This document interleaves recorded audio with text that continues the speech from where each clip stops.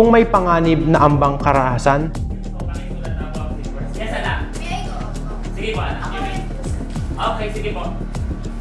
Okay, pakisulat na po ang ating seat word. 1 to 5.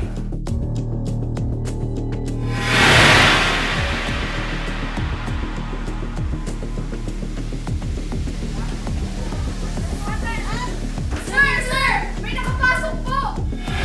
Sige mga anak, kumalma tayo. Huwag kayo magpapanik, ha? o kapag narinig ang itinalagang alarm o signal,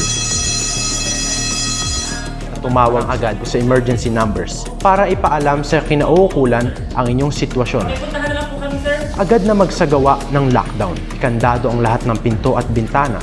Patayin ang mga ilaw at radyo. Tandaan ito, drop, cover, and hide.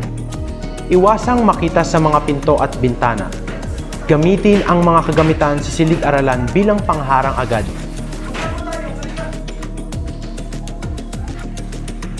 Lumuhod at dumapa sa sahig. Magtakip at magtago sa likod ng malaking kagamitan. Manatiling kalmado. Kapag dumating na ang mga pulis, sundin lamang ang kanilang mga utos. Mga anak, walang maingay ha. Yung kulang tayo. Ilagay sa silent ang mga cellphone. Huwag lalabas hanggat hindi pa nagbibigay ng hudyat ng kaligtasan ang mga otoridad.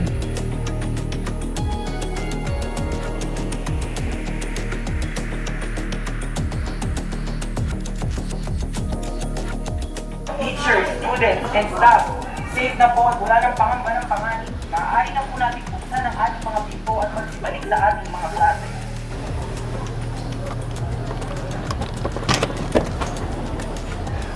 Hello sir, kumusta po kayo? Okay naman po, sir. Yung mga bata po. Okay naman. Sa mga ganitong sitwasyon, huwag pangunahan ng takot. Maging handa at alerto.